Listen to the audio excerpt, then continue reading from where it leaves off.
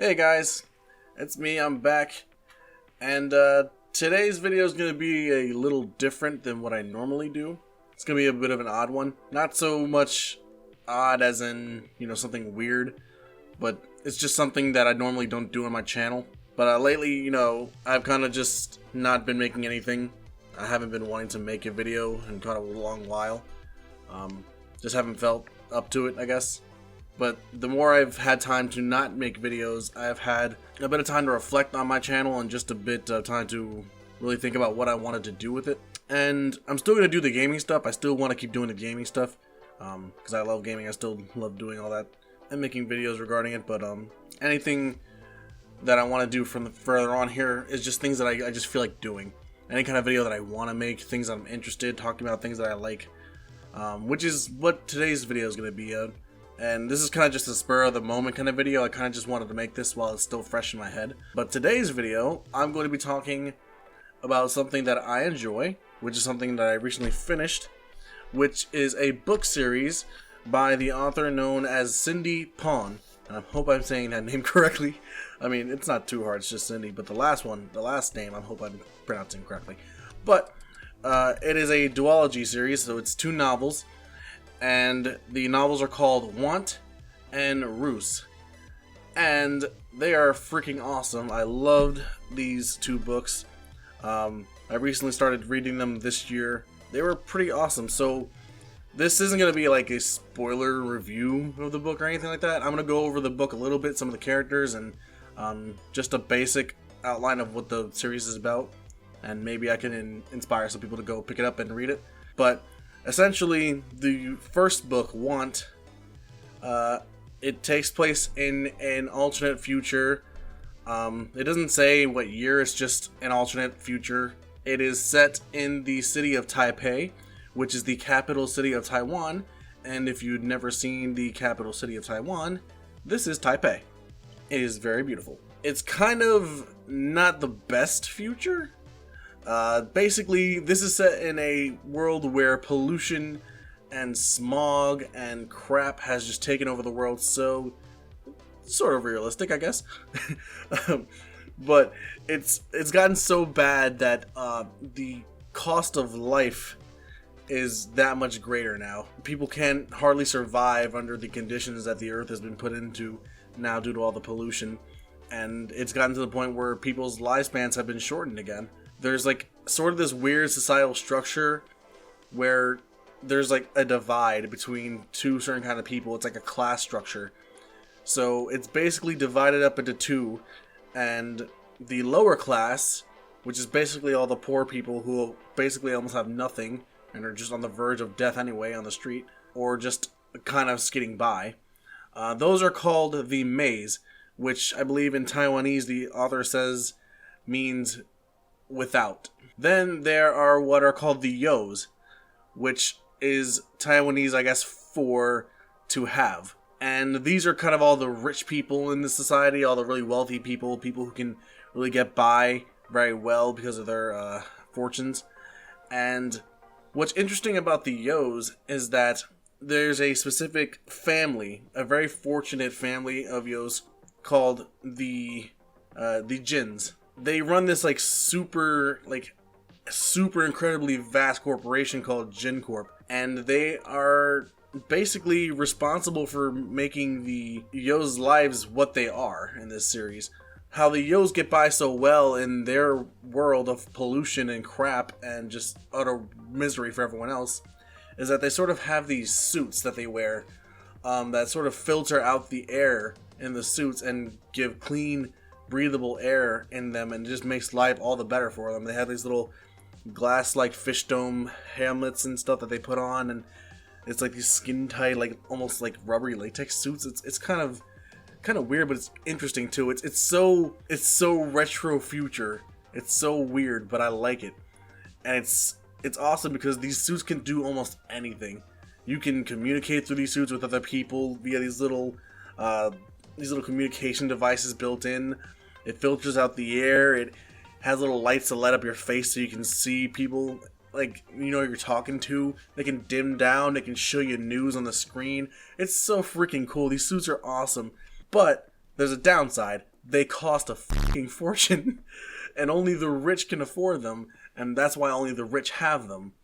And you never see a May wearing a suit like this ever. They either have some sort of little breathing apparatus that's cheap and probably fails after a few uses, or they just have little masks that place over their face just to somewhat get through the polluted air. But some people aren't even fortunate enough to have that. Some people, they just keel over. It's kind of dark at times, but it's really a weird crossroad between an almost like dire apocalyptic future. It's not there yet, but it's getting there with how the Earth is, and this weird like futuristic Romeo and Juliet story. It's so odd. So the main character in this book, the Want book, his name is Jason Zoe. For most of the series, you just call him Zoe. And he grew up in the city of Taipei, along with his friends Aaron, Lingyi, Iris, and Victor. And that's the core group of this whole story throughout this book. There are a few characters that come in later, but they are the main group that you see throughout the entire series. Their whole thing is that they're trying to make life a little better for the Yos, or at least, or my apologies, they're trying to make life a little better for the Mays of the world, and they're trying to see just how far they can like topple the Yo society and see if they can sort of understand where the Mays are coming from, because it's been like this for so long that the Yos have lost all sense of what's going on outside of their little fishbowl heads. So they don't really understand what the Mays are growing through nowadays, because they never have to. They're so secluded within their suits and their little homes that they can go to and just take off the suits because they have fully clean air and being filtered into their homes. And oh god, it's so nice. And this future is freaking awesome too. They have flying cars and flying scooters and shit like that. It's just so cool. I like the setting that this book has portrayed out for me. It's visually pleasing. That's not to mention all the crazy stuff that people do in the future aside from that. All the advances in technology that have gone, but we still haven't fixed the pollution issue. People literally get glowing tattoos that they can make semi-permanent and take off the next day. You can get wings surgically attached to you. That's what kind of shit we're dealing with in this book. But yeah, so we had this ragtag group of people, and the whole book surrounds around them pulling off this sort of heist series on trying to like topple the Yo Society and Jin Corp, the people that make the suits. And then there's this love story that kind of rolls in, this little Romeo and Juliet story between Zoe, who's a May, and this other girl named Dayu, who's a Yo. So that's, you get the Juliet and Romeo similarities there, where he's just this poor kid who no one cares about, and she's super rich and everyone knows her. So it's a cool thing. It's a little nice little spin on it. The real good stuff happens along with their story when you get closer to the midsection of the book. And if that was enticing enough for you, and you're thinking, man, I'd like to read more of this, well, you're in luck, because there is another. Yes, there is a sequel to Want, which is Roos. Now, Roos picks up later in the story, after things went down pretty heftily towards the end of Want, and it's sort of a side story almost, but it's a side story that leads to more of the main plot for the series. And I like that it starts off as a side story. You think it's sort of just like that. You think it's just its own thing.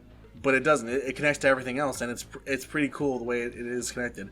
The main story kind of picks up with the character of Lingyi, who is, she's sort of like she's almost like the big sister of the group of these people here. She's like the big sister of all of them. She makes sure that they're all taken care of and they listen to everything she has to say.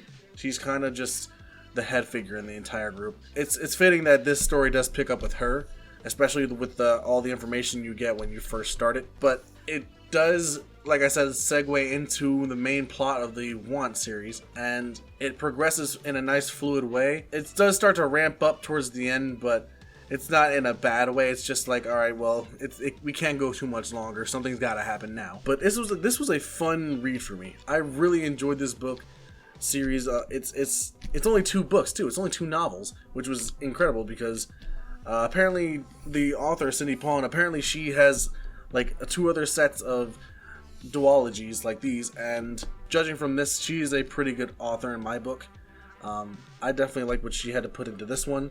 I always like futuristic stories like these where they can put so much thought and sophistication and just creativity into what they're writing.